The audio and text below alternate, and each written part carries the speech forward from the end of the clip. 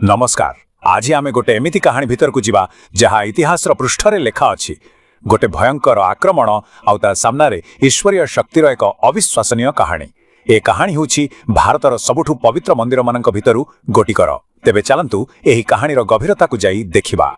आउ एई पूरा कहानीर मूलरे ना गोटी बहुत बड़ आउ रहस्यमय प्रश्न लुचि रहिछि। प्रश्नटी हेउछि कोन निया सतरे जणे भगवानंको जाळी पारे। हुए तो यह प्रश्नटा टिके अजब लागुथिबो, किंतु एई प्रश्न ही आमको सीधा सेई भयंकर घटनार केंद्र को नहीं जिवो। तेबे कहानीर आरंभ हेउछि कला पहाड़ नार जणे आक्रमणकारी ठारू। ता नार अर्थ ही हेउछि कला पर्वत। आउ ता आसीबा खबर सुनी पूरा पुरी सहर जेमिते भयरे थरुथिला। सत कहिबाकू गले सेटा एमिते एक समय थिला जेतेबेला अंधारा सतसतिका दिव्यता को ही चैलेंज करूथिला। आसंतु सेही रातिर दृश्य को टिके कल्पना करिबा। भावंतु तो पुरीर आकाशरे सेदिन चांद नथिला, थेला केवल भयर कला बादल। कौनसी भी घरे कहीं सोई पारु नथिले। चारिआडे सुनसान, किंतु प्रतिटी हृदय भितरे केवल प्रार्थना चलीथिला। कारण कला पहाड़र सेना गोटे अदृश्य झड़ भली पूरा सहर और तार देवतांको आड़को माड़ी आसुथिला। तेणु एइटा केवल खंडा आउ ढालर युद्ध नथिला, आदौ नुहे। एइटा थिला दुईटी आदर्शर लड़ाई। गोटे पटे कला पहाड़र अहंकार आउ सबु किछि को जाली देबार निया, आउ अन्य पटे प्रभु जगन्नाथंको उपरे लोकंकर सेही अटल विश्वास। हाँ, तो एमिति एक भयंकर परिस्थिति रे मंदिरर सेवक माने निज प्रभु को बंचेबा पाई गोटे एमिति पदक्षेप नेले जहाँ प्राय असंभव लागुथिला। आउ एइठु ही आरंभ हैला बंची रहिबा पाई एक संघर्षमय यात्रा।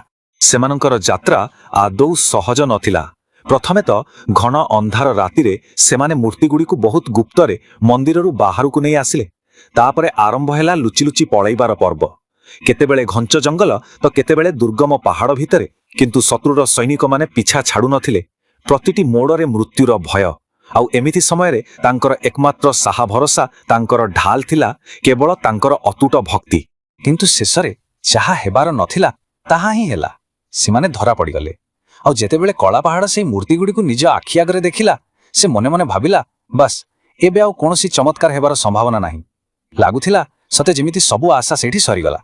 किंतु कहानी एइठु ही गोटे नुआ मोड़ नेला, जहाँ को समस्ते संपूर्ण विनाश बोली भाबुथिले। ता भितरे ही गोटे एमिति दिव्य रहस्य लुचि थिला जहाँ पाउंस भितरु पुणी थरे जन्म नेबार थिला। कला पहाड़र आदेश हैला मूर्ति गुडी को गोटे चिता उपरे रखागला। ता उपरे तेल ढलागला और तापरे निया लगे दियागला। देखु देखु एक विशाल अग्निशिखा आकाश को उठिला, सते जेमिति सबु किछि को जाली पाउंस करिदेबो।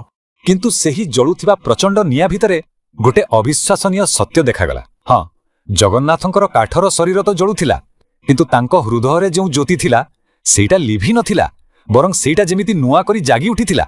आउ ए चमत्कार पछरे कारण थिला ब्रह्म पदार्थ। एटा हेउछि सेही दिव्य तत्व जहाकू केबे भी नष्ट करा जाई पारिबो नाही। निया भी ताकू छुई पारिला नाही। देखंतु जेमिति आम शरीर नाश होई जाए किंतु आत्मा अमर रुहे, ठीक सेमिति जगन्नाथंकर एही ब्रह्म पदार्थ हेउछि तांकर अमर आत्मा, जहाकू केही तयारी करि पारिबेनी कि नष्ट करि पारिबेनी। माने सीधा कथा हैला काठरे तयारी बाहर शरीरटा तो पाउंस होई गला, किंतु ता भितरे थिबा सेही पवित्र जीवनर सार सेटा संपूर्ण सुरक्षित थिला, तार किछि भी क्षति हेलानी।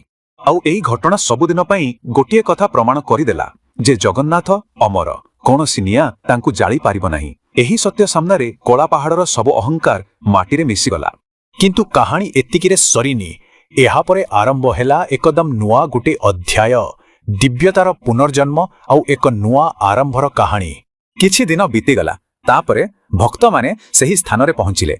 आखिरे तांकर लुहा थिला, किंतु हृदय रे थिला अटल विश्वास।